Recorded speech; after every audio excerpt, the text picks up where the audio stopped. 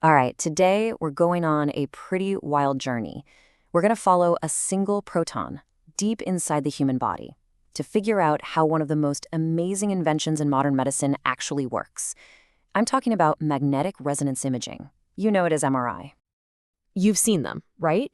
Those super detailed black and white pictures of a brain or maybe an athlete's knee. But have you ever stopped to think, how in the world do we see inside our own soft tissues with that much clarity? And get this, we do it without any of the harmful radiation you'd get from an X-ray or a CT scan. So, what's the secret? Well, that's exactly the magic we're going to unpack. Okay, so our protons adventure starts the second we're inside the MRI machine. And at the heart of that machine is a magnet. But this isn't just any magnet. It's on a whole other level. So, you know that big, white, donut-shaped machine? Inside of it is a powerful superconducting electromagnet. It creates this huge, incredibly stable magnetic field. In the biz, they call it B0.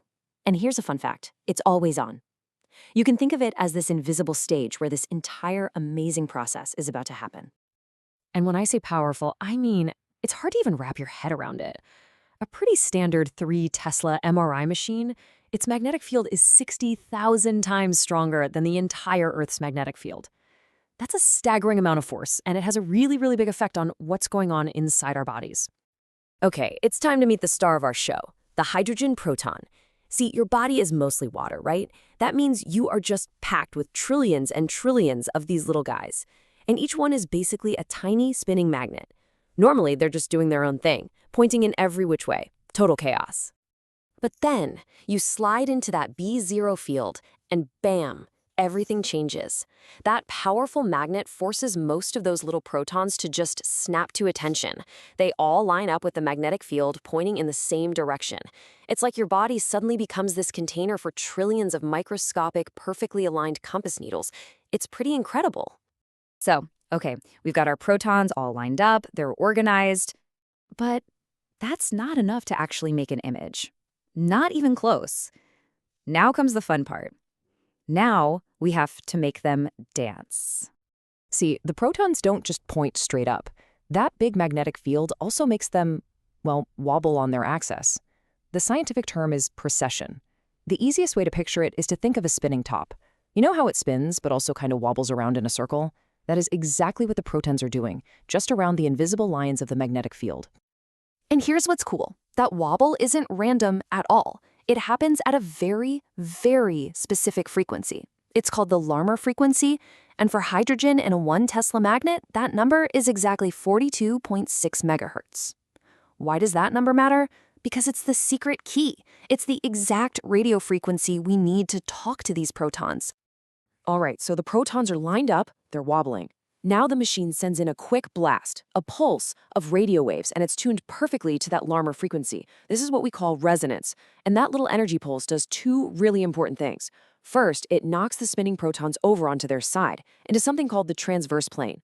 And second, it makes them all start wobbling together in perfect sync. This is a state called phase coherence. So think about what we just did. We pumped a bunch of energy into all those protons. Now, we turn off the radio pulse, and we do the single most important thing in this whole process.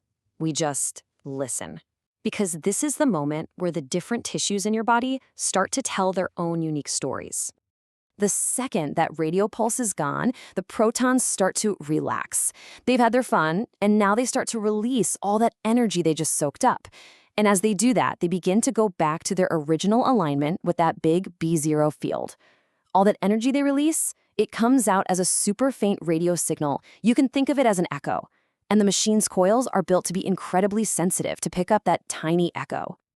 This right here, this is the secret sauce. This is the whole reason MRI works. Protons in different kinds of tissue, say fat versus muscle versus water, they all relax at different speeds. And by measuring how fast they relax and how strong their little echo is, we can actually tell them apart.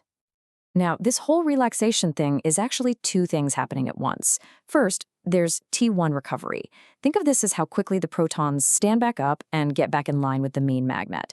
Then, at the same time, you have T2 decay. This is all about how quickly they fall out of sync with each other, how quickly that perfectly synchronized dance falls apart. And what's really amazing is just how different these times are for different tissues. look at fat. It has a really short T1 time. That means its protons stand back up super fast. But then you look at something like the fluid around your brain and spine. That has a really, really long T1 time. It's these totally unique signatures that the MRI machine uses to build an image with contrast. Okay, this is making sense. We're getting different signals from fat, from water, from muscle. Cool. But that's only half the puzzle, right? How does the machine know where each of those signals is coming from? That's a pretty big question. I mean, a signal coming from a fat cell in your brain is going to sound exactly the same as one from a fat cell in your leg. So to build an actual picture, we need to give every single signal a specific address in 3D space. And the way they do this is just brilliant. It's called spatial encoding, and it uses these smaller secondary magnets called gradients. So here's how it works in 3 steps. First, the machine only zaps the protons in one thin slice of your body. Then, for step 2, a gradient magnet gives the protons a little nudge, changing their phase depending on where they are. And finally, for step 3, another gradient changes their wobble frequency based on their location along the other axis. It's like giving each proton its own unique fingerprint. So what you end up with is this. Every single point inside that slice has its own unique combination of phase and frequency. It's basically a super advanced coordinate system. It gives every single echo a precise address, so the computer knows exactly where to place it in the final picture. Okay, let's recap. We've got signals that tell us what kind of tissue we're looking at, and we've got the exact location of every single one of those signals. We have all the pieces of the puzzle. Now it's time to put it all together and actually paint the image. This is where the MRI operator, the technologist, comes in. They control 2 really important timing settings. First is the repetition time, or TR. That's just how often they send in those radio pulses. The second is the echo time, or TE. That's how long the machine waits before it listens for the echo. And by playing with these 2 knobs, they can choose exactly which types of tissue to make stand out. So, for example, if they use a short TR and a short TE, they create what's called a T1 weighted image. On this kind of scan, things with a short T1 time, remember fat, they show up as bright white. But if they use a long TR and a long TE, they get a T2 weighted image. And on this one, tissues with a long T2 time, like water or other fluids, they're the ones that appear bright white. And that is often exactly what doctors are looking for. So, at the end of the day, why is all this complexity so important? Well, because it gives doctors this unbelievable tool. They get amazing contrast between different soft tissues, way better than a CT scan. And it does it all with 0 harmful radiation, which is a huge deal. It lets them see the difference between gray and white matter in the brain. And most importantly, it's fantastic at finding problems, because a lot of abnormal tissues have more water in them, which, as we just learned, lights right up on those T2 scans.